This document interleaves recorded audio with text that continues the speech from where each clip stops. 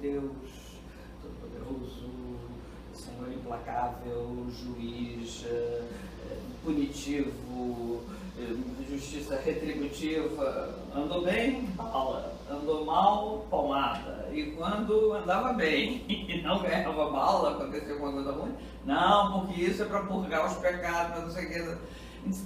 Deus assim, muito duro, que não tem nada a ver com Deus da revelação bíblica, que é a pura compaixão, justamente, né?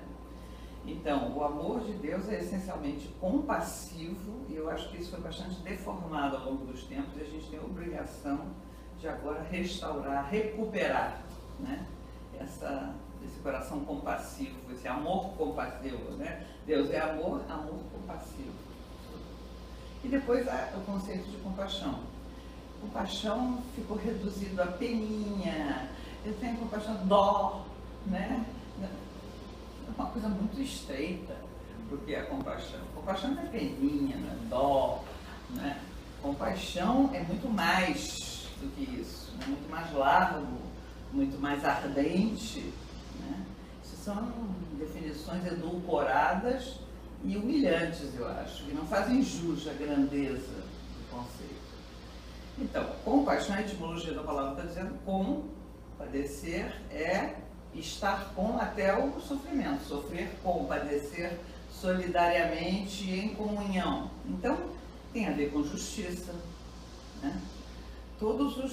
Não se conhece, eu não conheço nenhum movimento na história da humanidade que tenha sido realmente de luta real pela justiça, que não tenha implicado, né, um padecer com das pessoas que estavam envolvidas. Me vem à mente, por exemplo, todo o movimento pelos direitos civis dos negros nos Estados Unidos, né? Então começa com Rosa Parks, aquela mulher negra que todo dia tomava aquele ônibus depois de horas de trabalho duro e pesado, e tinha que sentar no lugarzinho reservado aos negros. E quando o ônibus estava vazio e aquele lugar estava cheio, ela tinha que ficar em pé. E um dia ela sentou no lugar dos brancos.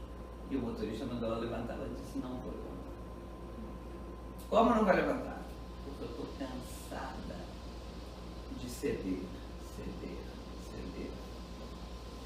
Então, nisso, Rosa Parks, né, foi presa depois, tudo isso, ela iniciou o maior movimento pelos direitos civis dos Estados Unidos, mas ela sofreu com o seu povo, padeceu com, né, aquele povo que era marginalizado, que era humilhado. Martin Luther King, que foi assim, uma figura desse movimento, mesma coisa, acabou morto em Memphis, Tennessee, né, depois daquele discurso dele impressionante, né, do sonho que ele tinha, né? Era um sonho que brotava da sua compaixão, da sua solidariedade, né? Do seu entendimento de que aquela situação não era possível. Mas, então, quando eu digo que compaixão tem a ver com justiça, é que compaixão, quando é identificado com pena, parece uma coisa longínqua. Você tem pena? Olha que peninha que eu tenho. Tinha uma senhora que dizia: eu não posso ver programas de televisão, aquelas criancinhas de humor, me dá vontade de chorar, minha maquiagem escorre toda. Ela longe, as criancinhas, ela chorava muito, mas não fazia nada, né? Ou como aquelas pessoas que reclamavam do arcebispo, do ex-arcebispo de São Paulo, Dom Paulo Evaristo Arce. No Corpus Christi, aquele homem só fala dos esgotos, não fala nada de Deus. Quando ele falando dos esgotos, ele está falando na festa do corpo de Cristo, ele vai falar dos esgotos da periferia, mas justamente ele falava que o corpo de Cristo estava sendo humilhado, não estava sendo atendido pela falta de esgotos de São Paulo. Então, em geral, né, compaixão identificada com pena, assim, no sentido menor, é uma coisa com pinças, distante. Você pega a dor e examina, né? A verdadeira compaixão implica imersão, né? Por isso tem tudo a ver com justiça, imersão no sofrimento do outro. Eu estou junto, o sofrimento não é só dele, é meu também. Por ser dele é meu, né? Porque ele é meu irmão, porque ele é pessoa humana como eu, né? Então eu comungo com esse sofrimento, eu participo, estou solidário, vivo com, né? Então tem a ver com justiça, tem a ver com restaurar dignidades atingidas cruelmente, né? Agora acabamos de ter o relatório da Comissão da Verdade, impressionante aquilo, né? Claro, que já agora aqui foi muito menor, não interessa. A vida humana tem um valor infinito. Se for um, já é, né? A Argentina tem 36 mil desaparecidos oficiais, né? Fora os que não se descobriu no fundo do Rio da Prata, tá? Um horror mesmo. Mas aqui os nossos, são quantos são? É 1000, né? São 1000 oficiais. Entre mortos e desaparecidos, que tem uns que não se sabe bem. O Rubens Paiva nunca mais se achou o corpo, o Stuart Angel, o filho da Zuzu Angel também, estão tentando reconstituir. Mas, quer dizer, a compaixão, outra coisa é discutir lei da anistia, lei disso, lei daquilo, mas a compaixão é aquilo, quer dizer, é a memória amorosa que resgata a dignidade da vítima. Né? Quer dizer, não pode cair no esquecimento. Não significa que não se deve perdoar, não. O perdão é sempre algo devido, né? Mas não pode ser um perdãozinho, perdoa, tudo, aí começa tudo de novo. Não. Tem que ser um perdão vivido, que venha das entranhas e que implique uma conversão, né? Não acontecer de novo, não reparação, restauração das dignidades atingidas e tal.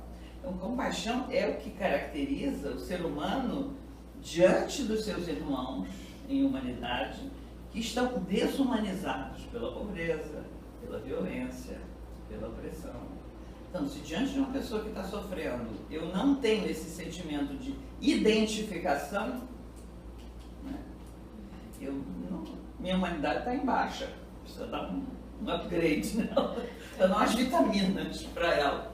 Né? Se eu olho para uma pessoa que está sofrendo, muitas vezes, uma mentalidade que ainda existe, infelizmente, dizendo, é mendigo, vagabundo, por que não vai trabalhar? Simplesmente, às vezes, não dá para trabalhar, não dá porque não encontra emprego, não dá porque está destruído pelo álcool, pela droga, mas não devia tomar álcool, claro que não devia. Mas você não sabe como é que foi a infância dessa pessoa, da adolescência dela, né? Ou seja, se não desperta em nós esse movimento de identificar-se com essas pessoas, realmente a nossa humanidade, o que nos humaniza é isso, é ser capaz de compadecer, né? Porque a lógica dos outros seres vivos, bom, é uma lógica um pouco diferente, né? Plantas, mesmo animais.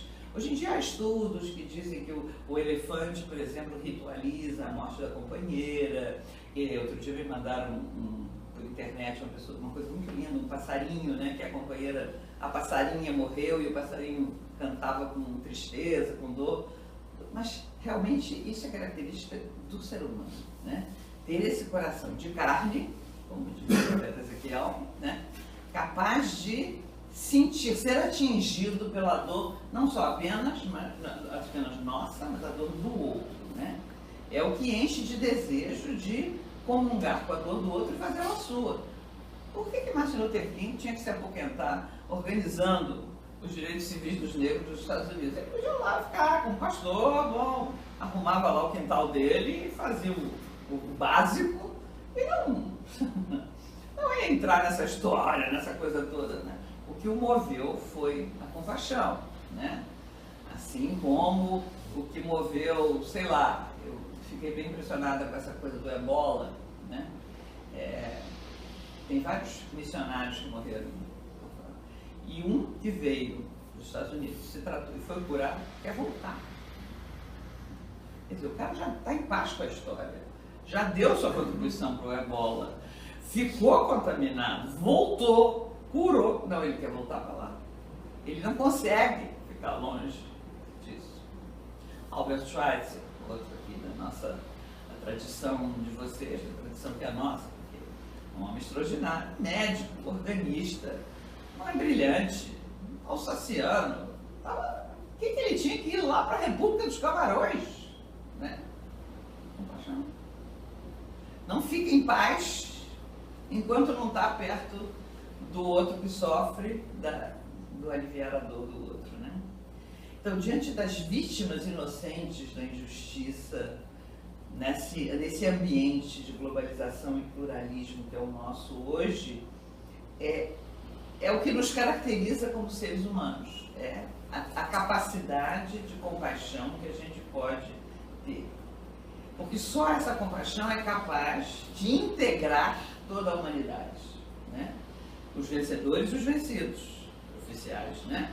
Os derrotados, os losers e os winners, como os americanos gostam de dividir a sociedade, né? Aqueles que pereceram, quer dizer, como é que a gente pode falar em esperança de vida plena, de vida que não termina, se somem na noite dos tempos as vítimas inocentes e não se tem palavras para resgatá-las, né? Nem palavras, nem ações, nem memória, né? Então, a memória, o grande teólogo católico Johann Baptist Metz, discípulo de Hahnemann, ele fala muito disso, da memória subversiva das vítimas, para fazê-las de novo ativas na história, né? E que os judeus não esquecem isto, né? Não esquecem isto. Resgatam continuamente a memória do Holocausto. Fazem museus, muito bem feitos, aliás, né? Museus onde você pode ver o rosto, porque os alemães do nazismo, nisso, recebe nota 10, era muito organizado. Tudo tinha nome, endereço, telefone, CPF, o dia que entrou, o dia que saiu, o dia que morreu. Então, fotos. Então, depois se tem. E a quantidade, você fica impressionado, depois aquele monte de corpos, e os sapatos das vítimas. Todo mundo, ninguém entrou no Museu do Holocausto e saiu igual, né? É impressionante aquilo, né? Mas então, muitos há correntes no judaísmo, há corrente mais sionista que realmente quer, enfim, né? Não esquece, mas no sentido mais de vingança.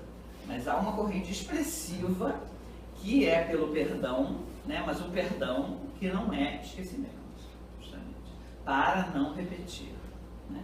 Eu vi até um filme bonito, se vocês encontrarem o DVD na Netflix, eu vi na Netflix, Forgiving Dr. Mengele.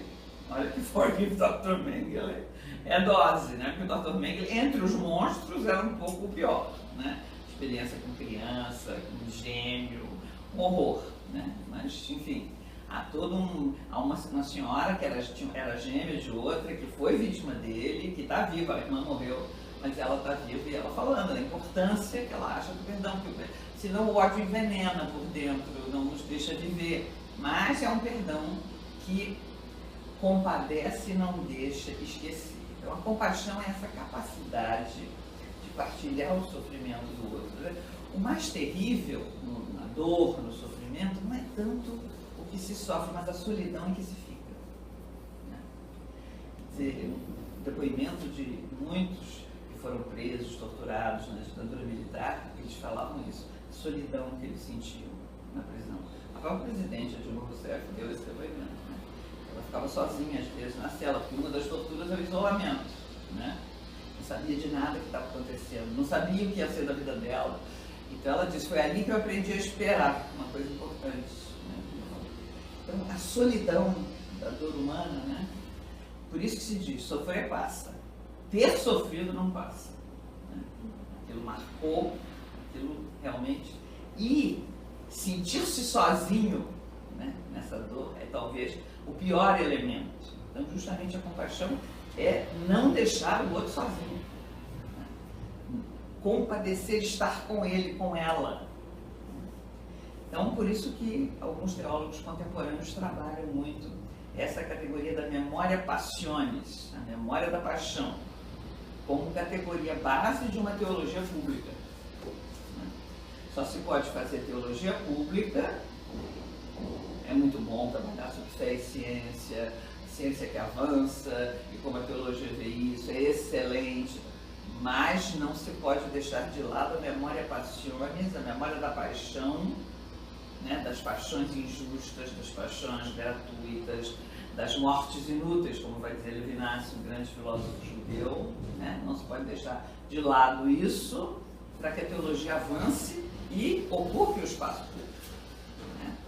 Então, não são só as ciências sociais que têm uma palavra a dizer sobre isso, não é só o direito, né?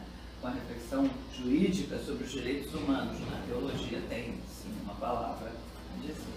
É recordar, né? Lembrar com o coração os sofrimentos dos outros, fazer um rememorar público disso, do sofrimento alheio, fazer rituais, né, que tragam presente. Eu acho bonito, quando a teologia da libertação estava no auge da América Latina, né? A gente fazia, né, celebrações onde dizia nomes de pessoas desaparecidas.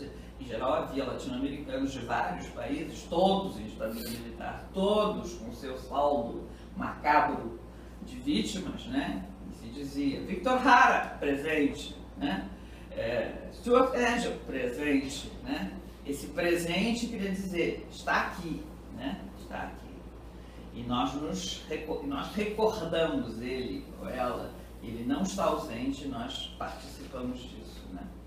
Então, esse rememorar público do sofrimento alheio incorporado de tal maneira ao uso público da razão que imprime um selo a essa, a razão. A razão não pode ser a razão potente, né? A razão potente do iluminismo que entrou em crise tão grande, tem que ser razão sensível e, por isso, razão compassiva.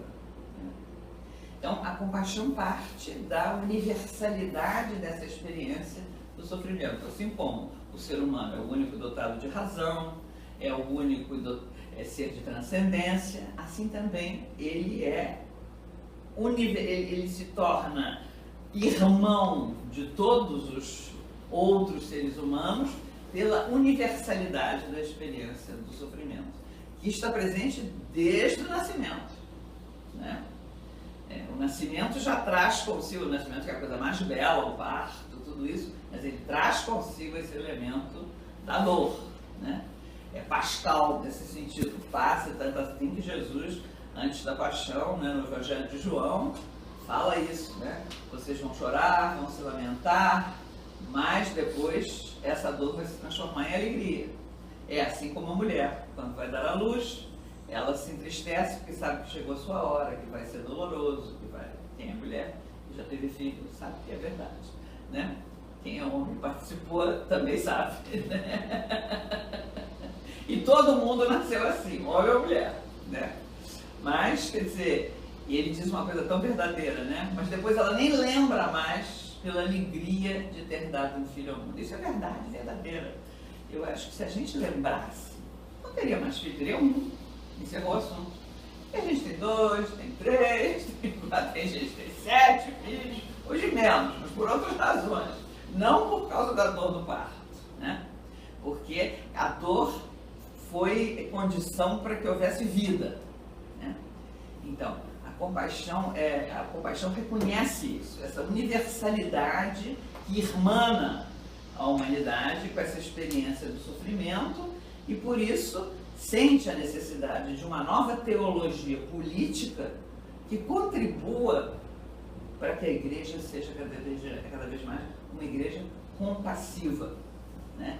E tenha no centro a memória passionis como recordação provocadora que fundamenta uma nova ética, né? Então, por exemplo, quando o Papa fala sem cessar dos pobres, né? Acho que o pontificado do Papa Francisco, né? Desculpe falar como católica, mas quer dizer, como católica a gente tem vivido muito esse novo pontificado. Começou em Lampedusa, né? Quer dizer, quando ele viu que era a barbaridade daqueles migrantes morrendo às centenas e aos milhares ali no mar Mediterrâneo, que é chamado com orgulho pelos europeus de Mare Nostrum, né? Os romanos diziam o Mare Nostrum virou um cemitério, né? Ali que o Papa Francisco falou, disse, é impossível a gente não se comover diante desse espetáculo, né? Então, por isso, a compaixão tem que estar no centro da igreja. Desde a compaixão por um fenômeno assim mais coletivo, como é o dos imigrantes, como é o dos negros, como era e ainda é, vide Ferguson e recentes acontecimentos dos negros nos Estados Unidos, né? Mas também a compaixão, por exemplo, por uma mulher que telefonou para o Papa. Ela tinha uma jovem italiana, ela tinha 35 anos, enquanto teve um amante, ficou grávida. Disse a ele, estou grávida. Ele disse, mas então isso, vamos acabar com isso já. Eu não quero saber de filho, eu tenho mulher, família, não tenho intenção nenhuma de largar minha mulher, minha família e tal. Ela se sentiu absolutamente sozinha, tal, né? Solidão do sofrimento. E resolveu escrever uma carta ao Papa, dizendo como ela se sentia e tal. No dia seguinte recebeu um telefonema. Ana, Papa Francisco, o ok? Ficou? Ele disse, olha, eu queria só dizer a você que você não está sozinha e que eu faço questão de batizar o seu filho. Quer dizer, aquela mulher não se sentiu mais sozinha, levou até o fim sua gravidez, né, e disse que depois ia se dedicar a animar mulheres que estavam na mesma situação que ela, para não se deixarem abater, não recorrerem ao aborto innecessariamente e tal. Então, acho que tudo isso implica, e é uma categoria que a teologia política hoje trabalha bastante, que os que sofrem têm uma autoridade, né? Uma autoridade diferente, uma autoridade que é um pouco o fundamento de um ethos, de uma ética global, de uma moral mundial, que obriga todo homem, toda mulher, antes de qualquer ideologia, antes de qualquer entendimento. Volto novamente ao filósofo Levinas, que disse que a ética é a filosofia primeira. Essa é a primeira filosofia. Antes do quem sou, de onde vim, para onde irei, para onde vou, antes de tudo está. Por que o inocente sofre? Por que uma criança e um jovem morrem antes da hora? Por que uma mulher tem que viver esse calvário carregando seu filho doente nas costas sem poder ser atendido no hospital? Por quê? Por que isso acontece? Por que tantos têm tanto e a maioria não tem nada, né? E vive em condições subhumanas? Então, a ética é a filosofia primeira. E isso vem da autoridade daqueles que sofrem. Levinas trabalha muito com a questão do rosto, e que com seu rosto desfigurado pela pobreza, pela desnutrição, pela doença, pela impotência, olham nos nossos olhos, né? E trazem essa interpelação. Então, uma moral que não pode ser relativizada por nenhuma cultura, nenhuma ideologia, nenhuma religião. Essa ética, ninguém pode relativizar. Né? E uma política inspirada por essa ética seria muito diferente de uma pura executora das orientações do mercado, como em geral a política tende a ser, né? Da técnica, de suas opressões objetivas. Seria muito mais humanizante e libertadora. Essa teologia política nasceu na Europa do pós-guerra, depois justamente do enorme genocídio nazista, justamente porque foi um pensador judeu que não é teólogo que levantou a questão, Hans Jonas, né? Perguntou-se como falar de Deus depois de Auschwitz. Não pode ser da mesma maneira. Não podemos continuar a falar de um Deus que ao mesmo tempo é infinitamente bom e é todo poderoso, e como é que essa catástrofe acontece, né? No fundo é a pergunta de Epicuro, é a pergunta da Teodiceia, né? Então, de duas uma, ou Deus não é totalmente bom, né? Ou ele não é onipotente. Por quê? Como que permite acontecer um negócio desse? E daí começa um novo discurso sobre Deus, que é o Deus compassivo, justamente. Então, Deus não deve ser procurado nos triunfos da história, aliado aos vencedores, derramando seu poder, castigando aqui, premiando ali, espada, guerreiro. Não. Deus tem que ser procurado na vulnerabilidade da fraqueza, ao lado das vítimas. É ali que ele está. Ou ele está ali, ou se encontra ele ali, ou não se encontra em lugar nenhum. Porque Deus é essencialmente compaixão. Gente, mas tem pessoas que têm tanta dificuldade de assimilar isso. A primeira palavra que se tem do Deus de Israel na revelação da Sagrada Escritura é: eu desci, Deus falando a Moisés, diante da sarça ardente, eu desci, porque não aguento ver o sofrimento do meu povo. Não consigo ficar quieto. Né? Isso mexe comigo, mexe com as minhas entranhas. É uma coisa impressionante. Porque interpretação antropomórfica, bom, né? Desde o início, a analogia com Deus é sempre antropomórfica. Então eu não tenho problema nenhum com isso. Quem é o Deus de Israel? O Deus de Abraão, de Isaac e Jacó. Quem é o Deus de Israel? O Deus de nossos pais. É o Deus de teu pai, é o Deus de meu pai. É sempre o Deus de alguém, de uma pessoa. Não é o sol, não é a lua, não são os ciclos da fertilidade, não são astros, nem tem a especialização dos deuses do Olimpo. Né? É o Deus das pessoas, dos homens e das mulheres, o Deus do povo, né? E por esse povo as entranhas divinas se contorcem, se compadecem, né? Deus é alguém que não quer ficar separado dos sofrimentos do seu povo. Ele tem que fazer alguma coisa, né? Ele desce para ficar junto, né?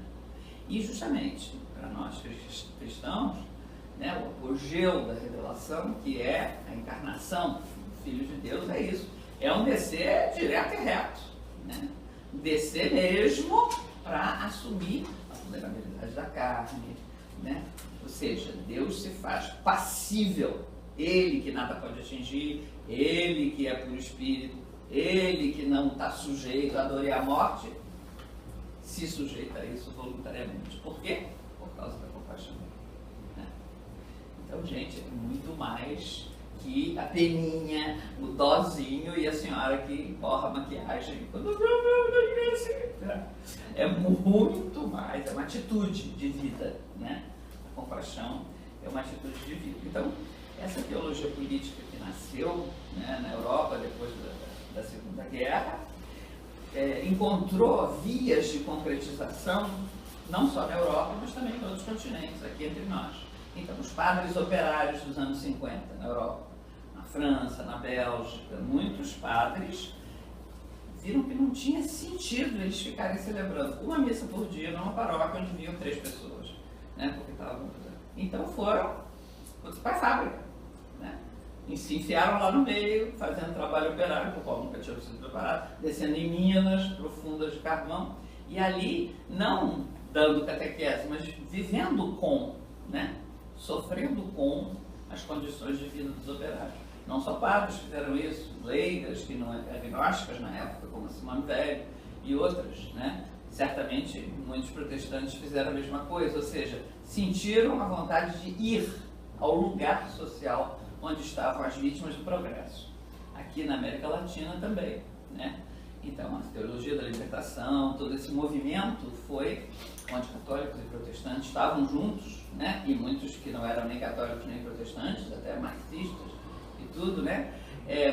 Fizeram essa opção com vários matizes, ou bem convertendo os próprios interesses, ou seja, voltando toda a sua formação, todo o seu saber, toda a sua habilidade, não só para ganhar dinheiro, mas para, né, ajudar as vítimas da injustiça. Então, professores, dentistas, médicos, advogados, né, que deram-se, por exemplo, eu tenho um grande amigo, um padre muito querido, que é um dos maiores mastologistas do Brasil, um cirurgião de mama, muito reconhecido. Ele agora está na hora de se aposentar do INCA, né, que ele trabalha no INCA de manhã, depois tem um consultório de tarde, faz cirurgias no Samaritano e tal. E do INCA ele vai se aposentar. Ele disse, então, esse tempo que eu estava no INCA, eu quero dar voluntariamente em algum ambulatório para populações mais carentes e tal. É que meu marido já agarrou ele, vai levá-lo no ambulatório ao qual ele vai para atender dependentes químicos, né? É que sempre trabalhou em empresas, depois foi diretor para a América Latina de uma fundação, né? Aí ele descobriu a face missionária da igreja, se encantou e não deixou de lado esse seu serviço aos dependentes químicos. Então, essa é uma das modalidades. A outra é a alternância, né?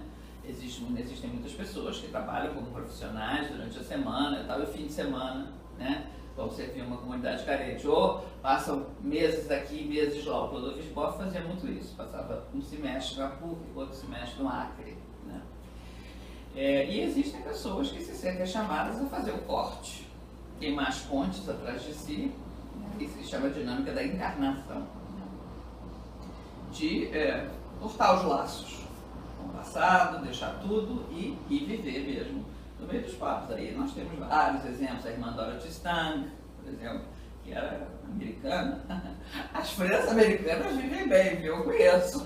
Tem carro, cartão de crédito, vivem muito bem, tem um bom salário, né, no que fazem, seja liderando pastorais ou dando aulas de teologia e tal. A irmã Dorothy se meteu lá no Pará e acabou morta, né, pelos pluralistas e tal. Enfim, tem muitos outros exemplos. Pedro Casaldáliga, aliás, tem um filme maravilhoso que está no YouTube, Pedro Descalço e Sem Medo. vale a pena ver, né? Que é a vida dele, né? Todo o processo dele chegar no Brasil, chegou cheio de ideias, né? Formado naquele seminário assim, bem típico e tal. E com a realidade, a primeira coisa que o filme mostra é que ele assumiu a paróquia e chegou uma mãe com um bebê morto no braço. Ele disse, mas como de que ele morreu? Malária. E começaram a chegar mais, chegaram dezenas de mães. Ele teve que fazer um enterro coletivo, né? Aí ele percebeu que ele tinha que pegar o barco, ir na capital e conseguir vacina contra a malária, remédio contra a malária, quinina, não sei o quê, né? E que isso fazia parte, bom, e aí ele vai entrando cada vez mais nessa dinâmica, né, da vida dos povos. Então, por quê? Compaixão. Várias vezes, quer dizer, o governo militar disse a ele, se sair do país, não volta. Ele nunca mais saiu do país. Ele, como bispo, tinha que fazer visitas ad limina ao Papa uma vez ao ano, né? Todo bispo tem que ir lá prestar conta. Ele disse, não vou, porque se eu for, não entro. Meu lugar é aqui.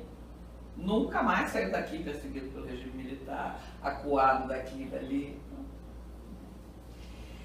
É isso aí. Então, né, acho que a gente pode afirmar, ao fim dessa reflexão, depois a gente pode discutir, que o critério universal da condição humana se encontra na sua abertura à alteridade, né? Na capacidade de ouvir a interpelação feita pela pobreza e pela dor do outro e experimentar a compaixão que ela origina.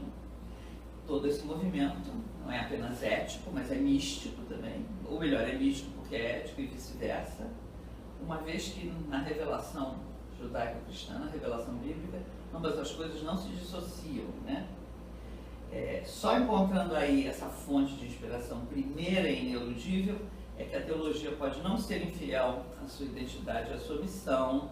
Qualquer pastoral pode não ser infiel à sua identidade e à sua missão. Somos humanos porque somos capazes de ver a dor do outro e ver nela uma interpelação, né, que diz respeito a mim, que me obriga eticamente, né? É totalmente na contramão do que a sociedade nos diz. Não, cada um cuida do seu. Eu me lembro de um amigo do meu filho que tinha tido muito sucesso, virado um executivo, ganhava muito dinheiro. Ele dizia, que mania esse negócio dos aposentados? Todo mundo preocupado. Eu cuido da minha avó. Se cada um for cuidar só da sua avó, e quem não pode cuidar nem da avó, nem do filho, nem de si mesmo, né? Não dá. Quer dizer, há que ter, né? A pessoa envelhece, fica dependente, né? Só porque eu estou chegando lá, não fazer, é justo, né? Minha mãe me dizia, eu tenho uma coisa, minha mãe tinha um senso de justiça muito grande, ela dizia, eu fico revoltada, porque todo mundo tem pena de criança, mas ninguém tem pena de velho. Eu acho que tem que ter pena de ter, tem que ter compaixão, justamente, dos velhos, né? O velho já perdeu muito na vida e vai perdendo tudo, né? Então, bom, ele precisa cada vez mais de assistência de pessoas ao lado dele, que é um trabalho inútil, entre aspas, não rende, né? Tudo que não rende, não presta, né? A nossa sociedade vai um pouco por aí. E justamente a compaixão é a gratuidade, né? É o excesso do amor que não tem medida, né? E que justamente quer compartilhar tudo com o outro, inclusive, e talvez até sobretudo, a dor e o sofrimento. Por isso, quando a gente casa, né, o ministro que celebra o casamento, não sei como é a fórmula para vocês protestantes, mas no sacramento católico é assim, eu te recebo, fulano, como meu marido, te prometo ser fiel na alegria e na tristeza, na saúde e na doença, né, amando-te e respeitando todos os dias da minha vida. Ou seja, lembra que a comunhão do casamento não é só para os momentos bons, alegres, não, é na doença, é na tristeza, é compaixão também. Então era isso aí, pouco, né? E agora vamos ouvir o tudo. É sempre uma alegria, né? Tá do lado da Maria Clara, eu fui fazendo algumas anotações aqui e acho que eu mudei tudo que eu ia falar em reação à fala da Maria Clara, porque eu achei importante. Você falou do Levinas, né? O Levinas tem uma frase que eu acho magnífica. Ele fala assim, ó, a hospitalidade precede a propriedade. Muito bonito. A hospitalidade precede. Eu não sou dono daquilo que eu falo, né? Porque antes eu fui recebido por alguma coisa e, de certa forma, eu organizei a minha vida, os meus afetos, a minha subjetividade a partir desse espaço que me recebeu, né? Então, como a questão era a ideia de comunidade, né? E eu estava pensando assim, o quanto nós entramos com facilidade num vácuo moral.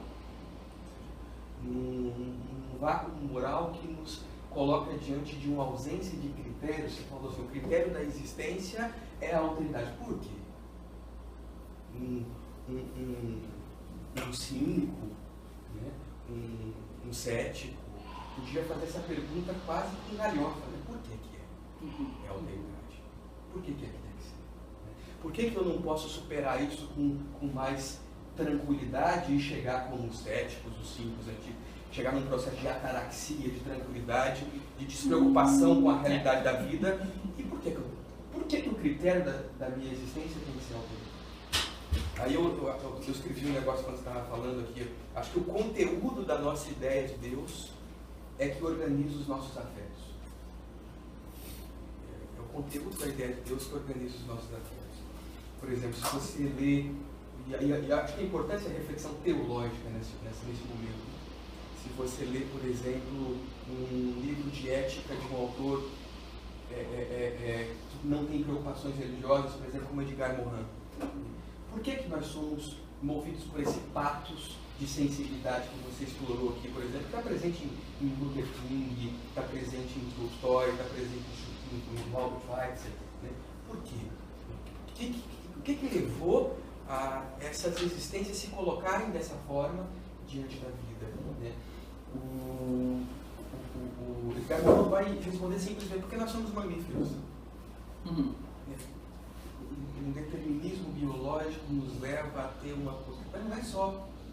Porque é tão fácil deslocar uma tese dessa, né? Porque o fato de sermos mamíferos nos leva, como nos levou durante a história, tão facilmente para como eu falei no começo, né? Para um vácuo moral de ausência de critério, de como receber a realidade, né? Que essa redução biológica ela se torna pobre porque ela não sabe ter ouvidos, não sabe, de certa forma, perceber o quanto esse conteúdo dessa ideia de Deus que organizou a subjetividade judaico-cristã organiza essa sensibilidade que nós encontramos na ideia, não é que nós encontramos, mas numa sensibilidade pública, por exemplo, como se organiza num ato profético, como na figura do Luther King, né? Ou na figura de Schweitzer, ou na figura da Freira Dorothy, né? Como é que uma sensibilidade assim é organizada, né? Assim, e sai desse vácuo moral? Então hoje eu vou tentar fazer uma reflexão teológica, ou seja, a partir da fala da Maria Clara, né? Quando ela pega assim, a origem disso está numa ideia de Deus que se revela e fala: eu desci por causa da aflição do meu povo. E uma reflexão que está muito presente, por exemplo, na tese do Edson, né? A ideia de um Deus patético, né? Que se contorce pela vida humana. E aí eu quero fazer um elogio agora assim, à ortodoxia, porque a ortodoxia é importante demais para ficar na mão dos conservadores, né? Verdade. A ortodoxia ela é fundamental demais para ser confundida com um movimento de reação, né? Para ser confundida com integrismo, para ser confundida com fundamentalismo, né? E aí eu tentei dividir em 3 momentos importantes da constituição da nossa tradição, da forma como nós pensamos Deus, né? Da forma como nós pensamos a ideia de Deus, e da onde uma ideia como essa, eu desci por causa da minha aflição do meu povo, desce, né? Nasce, né? E aí eu quero refletir sobre 3 momentos importantes. Ou seja, a primeira é a reconstrução da ideia de povo judeu que se dá no segundo exílio, que é o exílio persa. É aonde a Bíblia hebraica é escrita. É aonde a Bíblia hebraica é organizada. Por exemplo, o povo judeu, que não é povo judeu ainda, o povo israelita, que vive num senso comunitário, mas um senso comunitário ainda muito aquém daquilo que se vê. Ou seja, o povo israelita não havia, por exemplo, uma unidade religiosa aonde você poderia encontrar ali uma confissão de fé judaica, por exemplo, o Shema Israel, né? Ou seja, ouve porque o seu Deus é o povo que te tirou da terra do Egito, e ele é o único Deus. Havia uma pluralidade religiosa absoluta, né? E quando o Israel é reconstruído, é nesse momento em que a ideia monoteísta de Deus, do único Deus, do Deus, as ideias chaves do judaísmo, as ideias chaves da compreensão daquilo que nós entendemos por Deus de hoje. O monoteísmo judaico. Deus como Criador. Deus que se revela ao seu povo. Então, esse elemento é fundamental porque às vezes a gente lê a ortodoxia como algo ruim, como algo negativo. E, de certa forma, a grande parte dos historiadores, a grande parte dos pensadores que vão estudar esse momento da história de Israel, leem esse momento como um momento negativo. Hoje eu quero ler como um momento positivo. Ou seja, leem no sentido de que quando esses donos do templo de Jerusalém voltam, né, eles meio que colocam por goela abaixo para o povo que fica uma ortodoxia meio furiosa.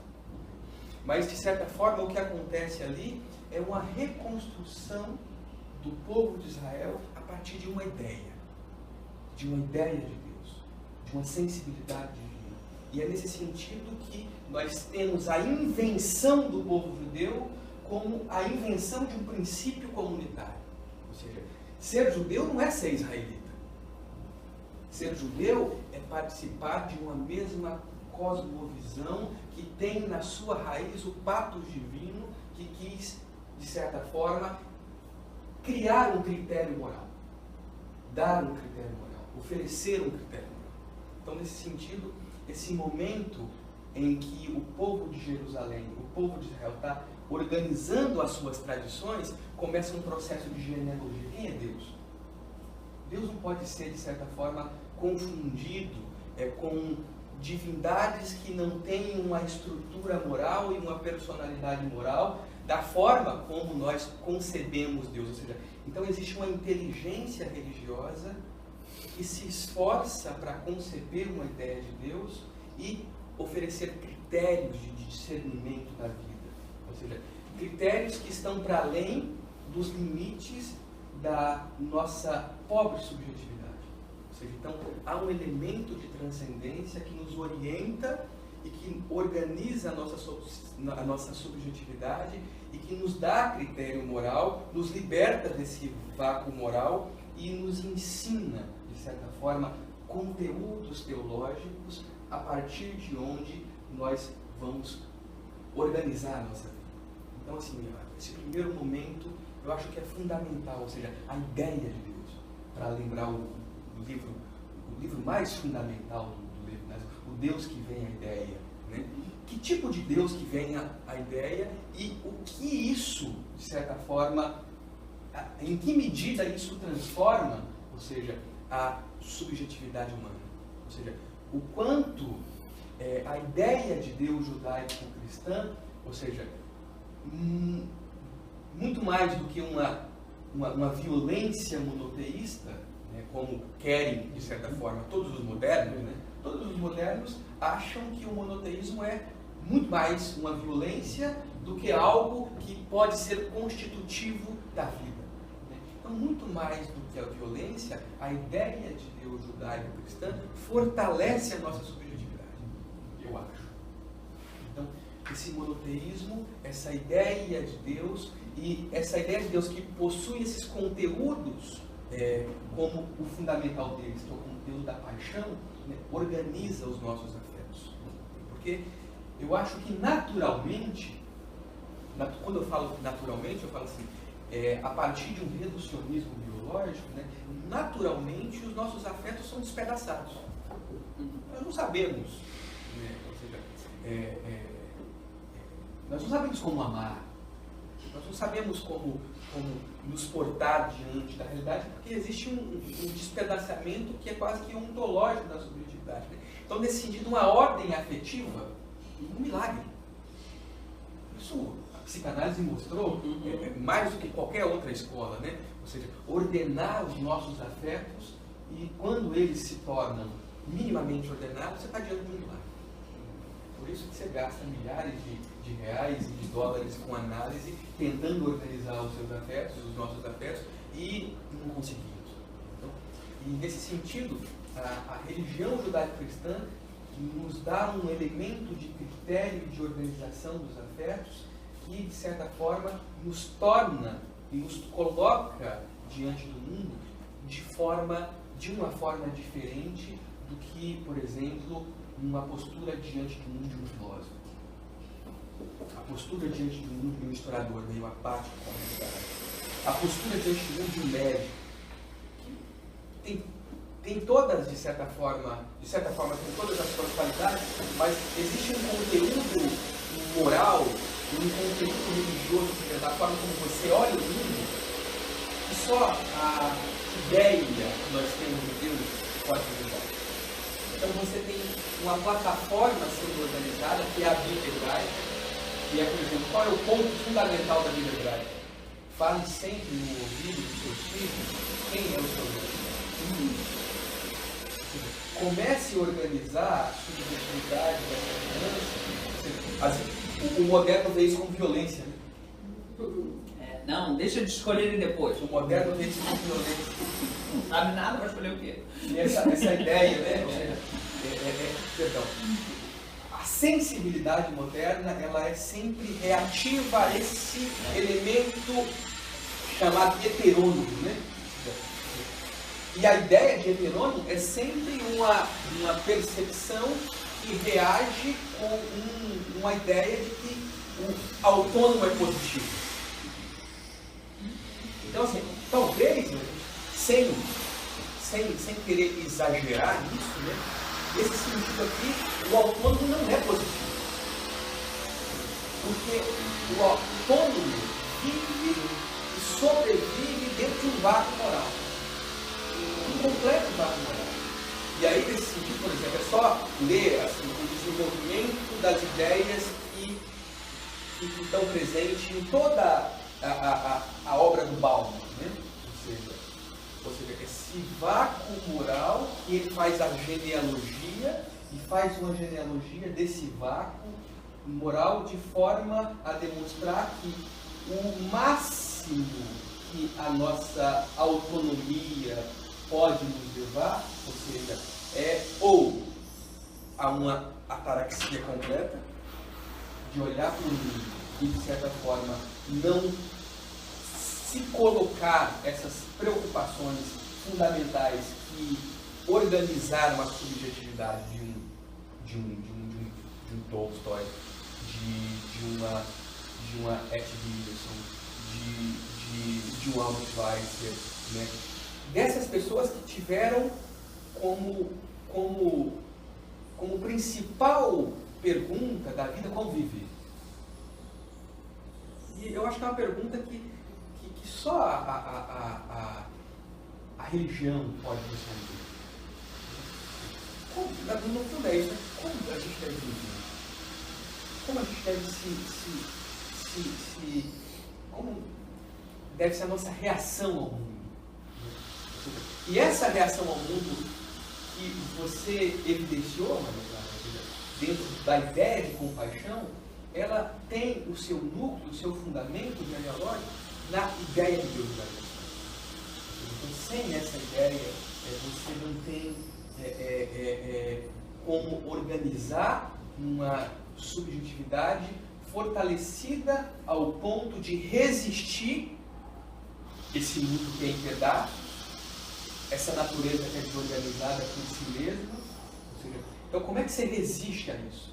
Ou seja, a partir de um conteúdo que aí, dando o nome, né, um conteúdo teológico, uma ideia de Deus que está presente na tradição que organiza a nossa vida e a forma como nós reagimos. Então eu dei essa primeira questão que é, ou seja, para falar como um historiador, assim, a invenção da ideia de Deus talvez tenha sido a coisa mais sofisticada, a coisa mais fundamental que a tradição judaico-cristã nos ofereceu. Ou seja, essa é a ideia de Deus. A segunda coisa, em outro momento, é ali os cristianismos originários. Né? Em que medida, ou seja, o cristianismo, ele, e aí no princípio a gente tinha pensado aqui, eu lembro que o Edson falou de kibbutz e eclésia, né? E aí trazendo isso para a nossa reflexão, ou seja, em que sentido houve uma ruptura de cristianismo com o judaísmo? Ou seja, nas coisas fundamentais e essenciais, nenhum. Ou seja, o que se recebeu do judaísmo, ou seja, foi esse núcleo estruturante da vida que se organiza na revelação judaica. Talvez o único rompimento tenha sido com os excessos éticos, digamos assim, os excessos morais. Os excessos morais. Esse é o grande risco moral.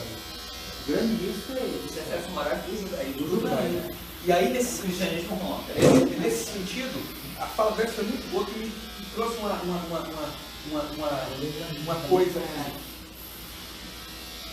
Quando você se... E aí aquela coisa, quando eu falei no começo, a ortodoxia é muito importante para ser relegada, né, a esses excessos que, de certa forma, às vezes acontecem e se formam em grandes centros, no centro das religiões, né? Por exemplo, o Islã, por exemplo, o protestantismo, o catolicismo e o judaísmo. Ou seja, a ortodoxia está ali presente nessas tradições.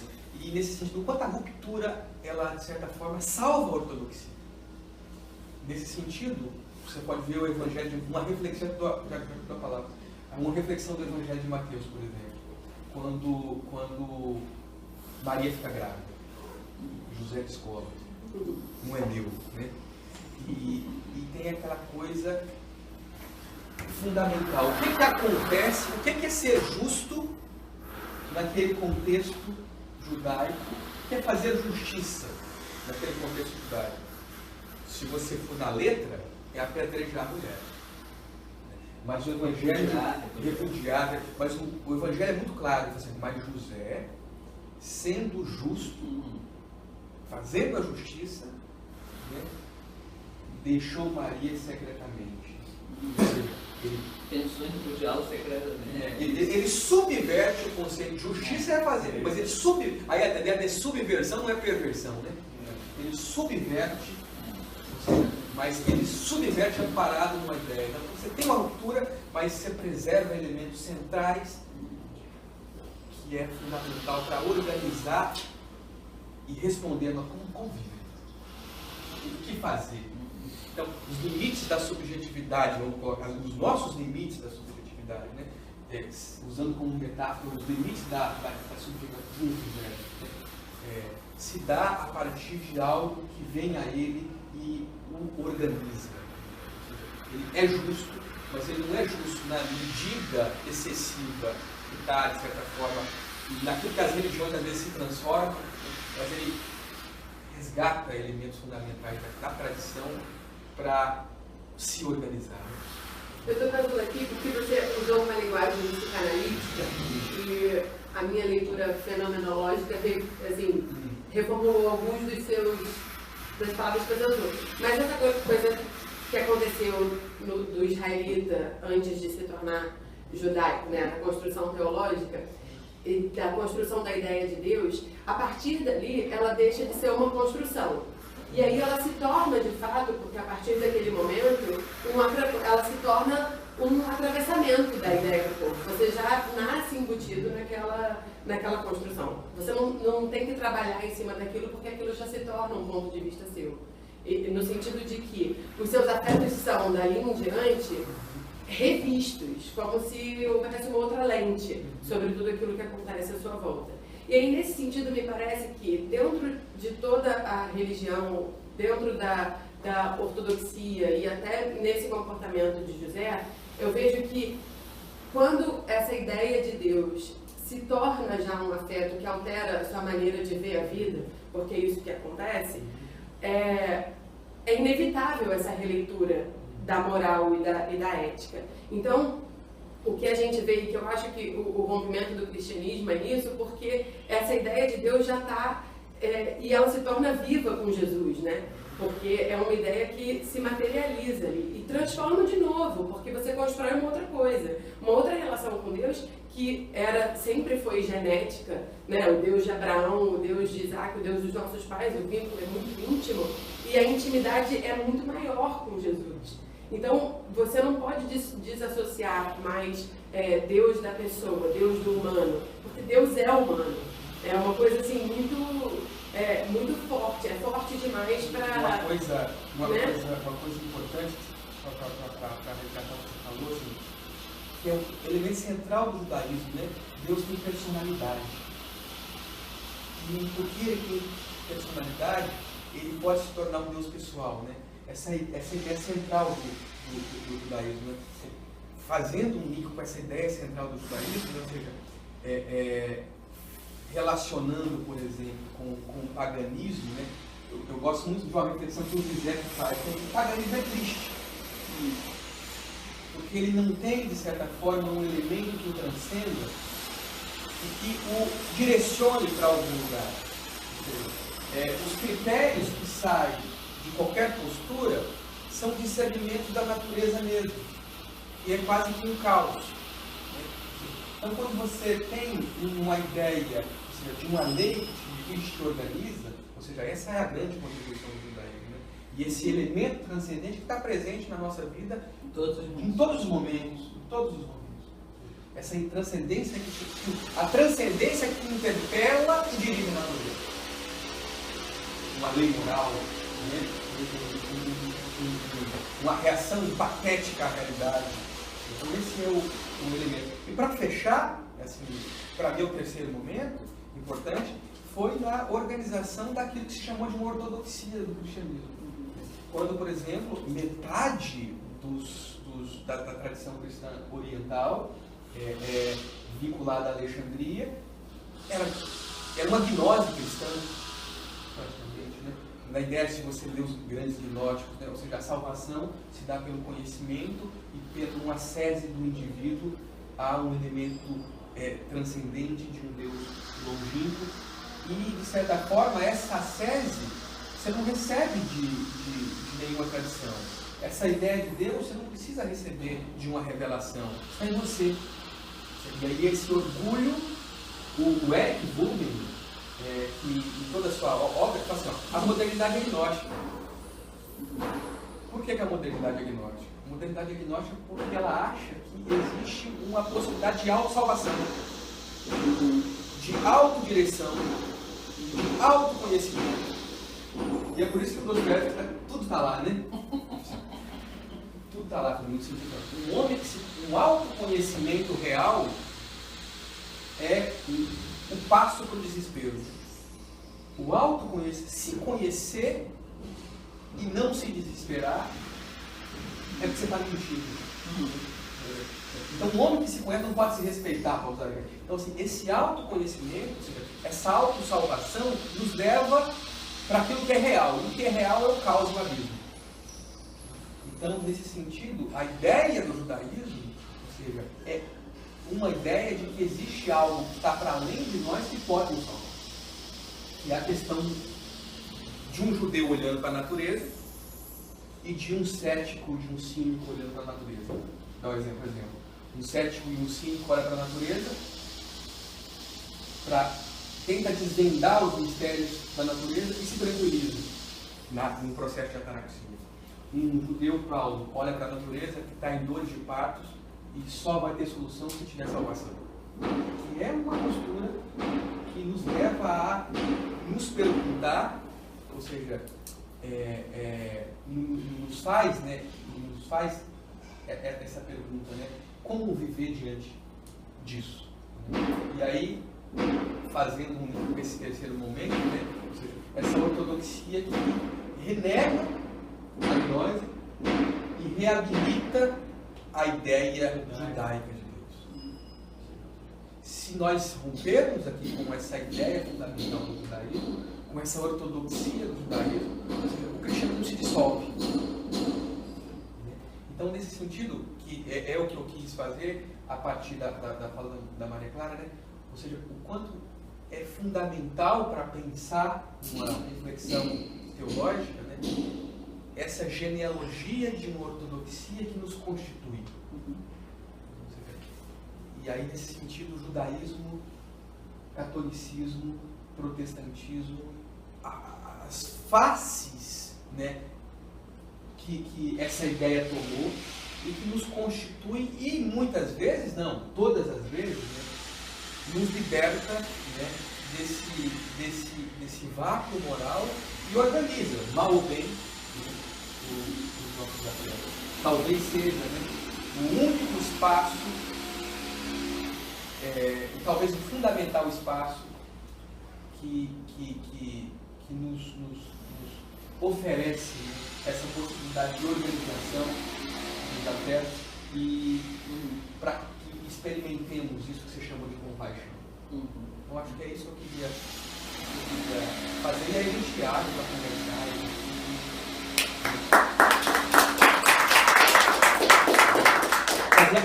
Você falou a memória da paixão, né? Eu acho que foi isso, né? O que é fazer a memória da paixão, né? Na verdade, o processo psicanalítico, você faz a famosa anamnese, né? Não somente do patético na sua vida, mas fundamentalmente, né? Você não vai procurar um psicanalista que está tudo ótimo, né? Você vai procurar um psicanalista que você sente que tem traumas, tem feridas, né? Então, é a memória da sua paixão, né? E publicamente é importante fazer a memória da paixão, também para aprender, para não repetir. Eu penso que a gente tem que o ser humano não aprende a questão da história, repete. Então tem que fazer muita memória da paixão mesmo. E é curioso que, de um ponto de vista psicanalítico, né? Então, assim, bem de maneira caricata, mas qual o objetivo de uma análise, né? É levar o sujeito a perceber a sua falta, o seu buraco, essa coisa que não enche, não preenche. E aí, então, é um movimento negativo, né? É menos uma salvação, né? Uma salvação às avessas, né? A salvação está exatamente você perceber que você é fraco, que você não se autossustenta. E aí construir a vida a partir disso, que é diferente, né? Saber conviver com a conviver com a falta.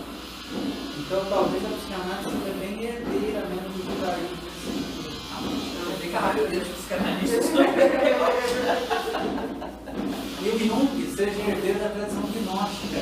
Mas é verdade, né? E essa o único movimento que o Freud tentou para tirar a psicanálise para fora do judaísmo, que ele vislumbrava isso no Jung, né? O renegou, né? Porque talvez o Jung ele seja exatamente o depósito dele, né? Todo esse vocabulário dele seja todo o vocabulário da gnóstica. Está lá, por exemplo, no cristianismo. Ó, a tese do Scholem é de que a mística judaica, por incrível que pareça, ela traz, ela afirma essa questão, né? Essa ideia de Deus, do monoteísmo, etc. Mas ela traz em si também esses resquícios, esses restos da mitologia. E talvez por isso ela tenha sido uma ideia tão forte. A Cabala, por exemplo, tenha tido uma penetração tão grande na vida das comunidades. Porque a tese dele é muito interessante nesse sentido. Eu notei isso puro e simples, não tem muita penetração, né? Essa coisa é como se assim, a gente precisasse de uma coisa consoladora. A gente precisasse de uma ideia de Deus mais assim presente, mais, né? Mais domesticada, digamos assim. Quem que resiste estar o tempo todo dizendo Deus vive? Tanto que a Bíblia não é só profecia, né? É também poesia, essa coisa mais sacerdotal. Mas é isso que isso que você falou é importante, mas o judaísmo é prático, né? Não tem aquela coisa de a relação. O que eu vou fazer? A lei está aqui, está falando, né? Quantas borlas você vai usar? Não tem essa ideia de que você vai comer. Que é o ser humano, E nos passos mais de uma inteligência, o que é o ser humano, ou seja, O que devo fazer pelo pelo ser humano. É o que devo fazer pelo ser humano. É. Por isso que o risco é sempre o legalismo, mas é um risco necessário, inerente à coisa. O excesso que é do zelo que às vezes se transforma até numa coisa contrária. O casuísmo, Casuísmo. o legalismo. Realmente é como um movimento de sístole e diástole, né? Porque no fundo o coração da lei é a lei de santidade. Amarás o Senhor teu Deus de todo o teu coração, de todo o teu entendimento, e ao próximo como a ti mesmo, porque eu sou santo. E aí vai a diástole, então usa a bola na roupa, então come não sei quantas vezes ao dia, então quando o sol se puser não sei o que, então as abluções, então, né? Então se desdobra em mil, desde que você levanta até que deita, desde que nasce até que morre. Né? O Scholem diz o seguinte, talvez essas coisas assim, né? Os místicos iam dizer exatamente isso, da mística judaica. Talvez essas prescrições, essas abluções, a mulher não pode, né, quando está menstruada, talvez isso não seja alguma coisa de uma ordem genética, biológica, talvez não seja esse registro. Há ali um mistério, uma outra coisa.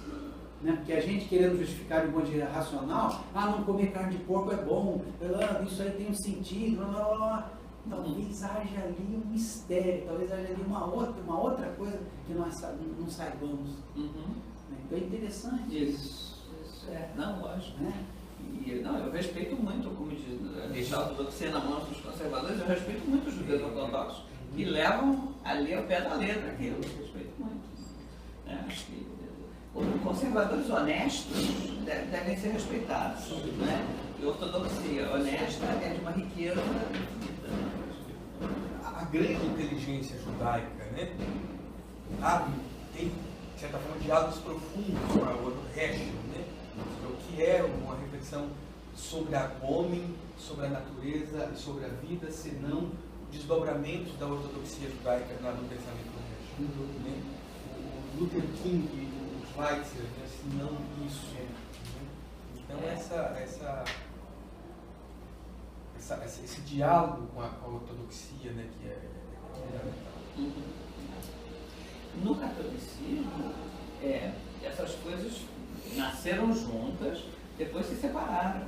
Né?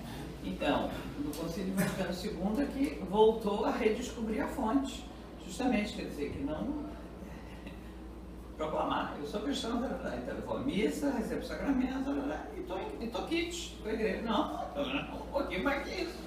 Né? Tem que juntar a sua vida. Então, volta às fontes, a Bíblia, que diz isso o tempo todo, porque senão vira apenas uma prática ritual descolada do que é, né? o pulsar mesmo da vida. Né? E, então, bom, por isso que o dilema Atenas ou Jerusalém, o cristianismo histórico, muito concretamente o catolicismo, pendeu muito para Atenas, nesse sentido.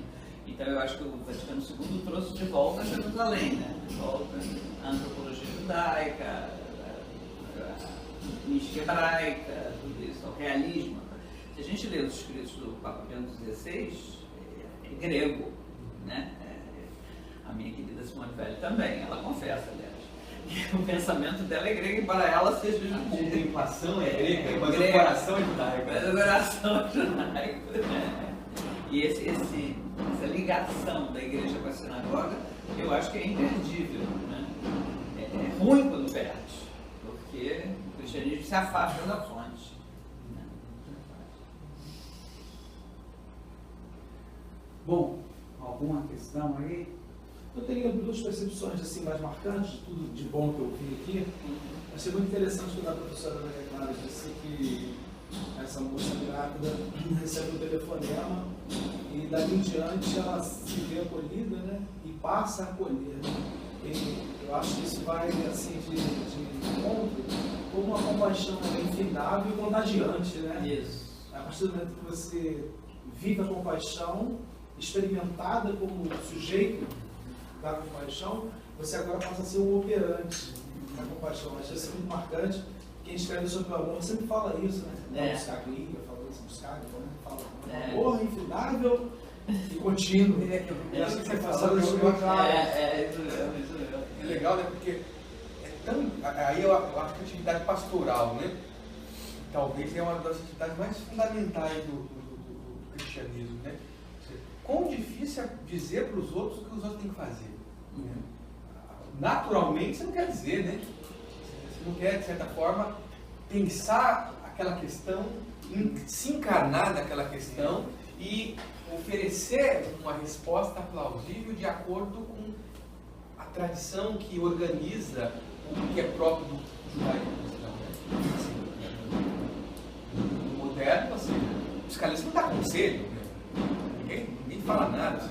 Você tem que se auto-organizar por si mesmo. E aí esse é o grande papel, né, da pastoral, né? Ou seja, é uma pastoral, o Edson encarnado, se encarnar no problema e pensar o problema a partir de elementos que constituem a fé. Né? Isso é a grandeza do judaísmo. O Papa ligar para falar, ou seja, não é para friamente falar, você está com um problema, mas é para falar alguma coisa. E sobre essa coisa, eu lembrei do Recho, né?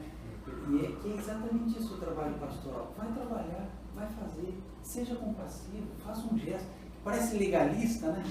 Senão você cai naquele vácuo também, vai, ajuda. Dá um passo, o Newton Bonner, você pode ajudar, ajuda, cara.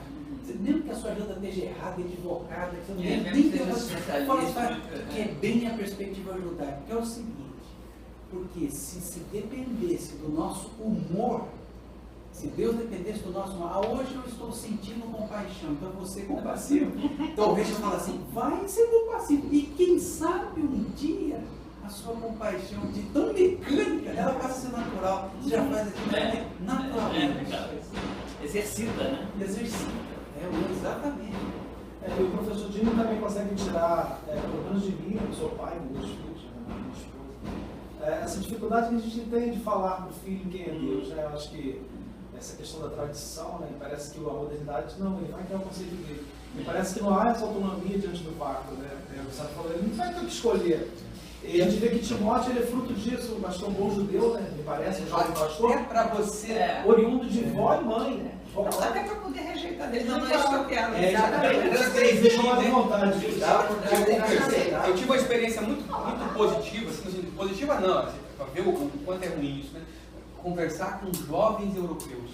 Que estão naquela esse universo de um vácuo absoluto, né?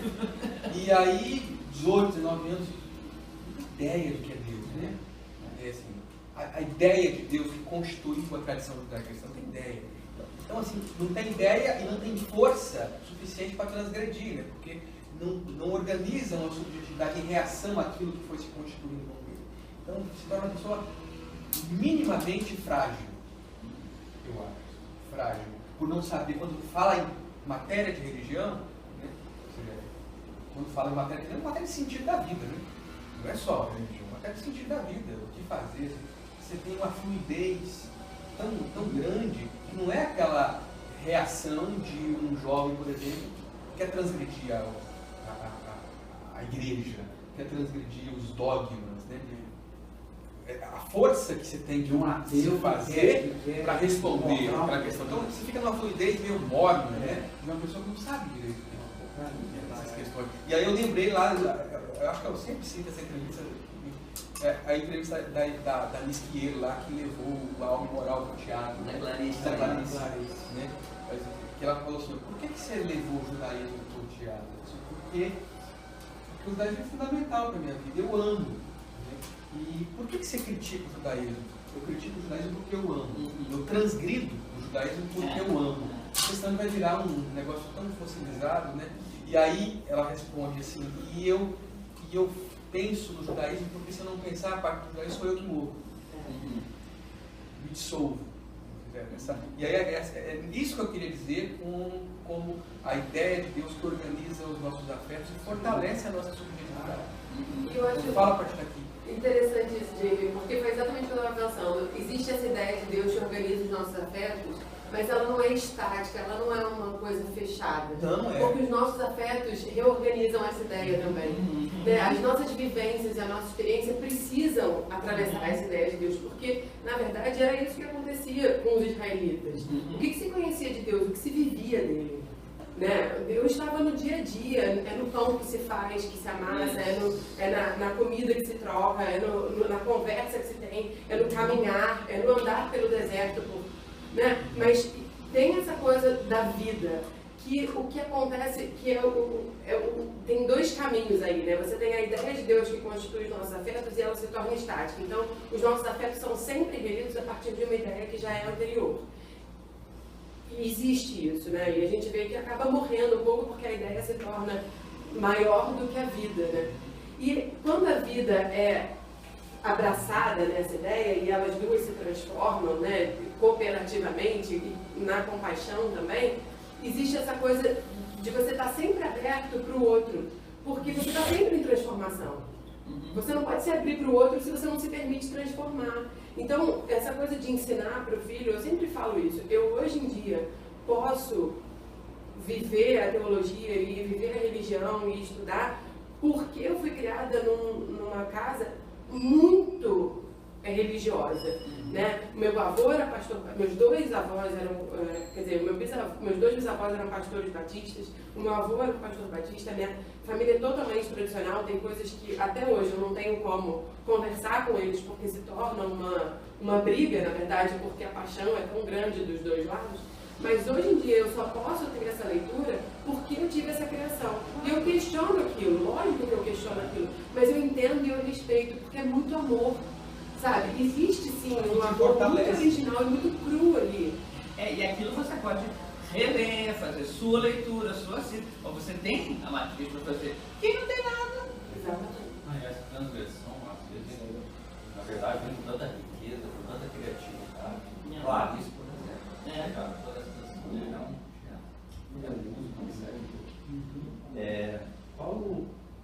Qual elemento assim, que mais nos distancia da autoridade? Assim, o que de repente há em nós que dificulta esse nosso caminho, essa nossa aproximação da autoridade? Eu diria que o pecado original tem algo a ver com isso, né? Quer dizer, Paulo explica, né? Eu não sei o que há comigo. Né? Eu não faço bem o que quero, faço mal o que não quero. Né? Na verdade, você é criado para sair de si, para o outro. A autoridade é o princípio organizador da sua vida, mas você tem, às vezes, uma inclinação, né, de voltar-se para si mesmo, fechar-se, proteger-se do outro. Eu acho que o elemento que mais me dificulta é o ego. Quando ele vai ocupando cada vez mais espaço, né? E a gente não vai percebendo que isso é a morte, né? Isso conduz a uma morte psicológica, espiritual, né? As pessoas que são fechadas em si, que são incapazes de se abrir para o outro e tal. Agora, o que eu acho grave hoje em dia é que a sociedade estimula isso, a mídia estimula isso. Tem um monte de coisas, de forças fortes, estimulando isso, dizendo, é assim mesmo, você tem que cuidar de você mesmo, manter os primeiros teus, né? Então, além de lutar contra a inclinação que você tem dentro de você, que você não é integrado totalmente na sua abertura para a autoridade, você ainda tem que resistir aos impulsos que vêm de fora, dose. Eu acho que a Maria Clara falou uma coisa, ela falou pecado original, pensou um negócio como assim, né? Aquela coisa de outra coisa. Não é isso mesmo. O pecado é o orgulho. O pecado é o orgulho. Que é essa autossuficiência do orgulho. É o grande pecado arrânico. É o orgulho. Não é nada o sexo. Organizar por si mesmo a vida. Na verdade, é pensar, por exemplo, ou seja, que existe alguma substância na sua subjetividade que vem de si mesmo. Não tem. Que a gente é capaz de se dar o ser. É auto-referência, o orgulho como auto-referência. Auto-centramento. Exatamente. Não tem jeito, pelo menos tem jeito. Não tem jeito, tem, assim. Não tem receita, né? Mas Ué, mais uma vez a tradição, aquela coisa mais boa, só pela graça. Só pela graça. Só pela graça. Só pelo milagre. Agora, a gente pode cooperar com a graça. Santinassi, que é o meu mestre espiritual, ele dizia o seguinte: quando você se sente com tendência ao orgulho, exercita a humildade. Faz pelo inverso, entendeu? Quando você sente que você tem a tendência, assim, uma tendência ruim, que te fecha sobre você mesmo, que não te abre, exercita a virtude contrária. Talvez isso possa ajudar também, mas realmente, quer dizer, definitivamente é a graça. Mas é bonito isso, que o judaísmo, né, o Reicha vai dizer, é você participar desse processo. Isso, Deus está tá chamando, certo. como os místicos, né? Deus está sozinho, Deus está precisado, Deus está. E vamos ajudar Deus. É, aí a administração tem que ajudar. Se ele não pode nos ajudar, eu vou ajudar ele. Gente, que beleza, hein? E grande final aí desse ano aqui, ó. Eu quero agradecer, Maria Clara, obrigado de coração. Nossa madrinha do compasso.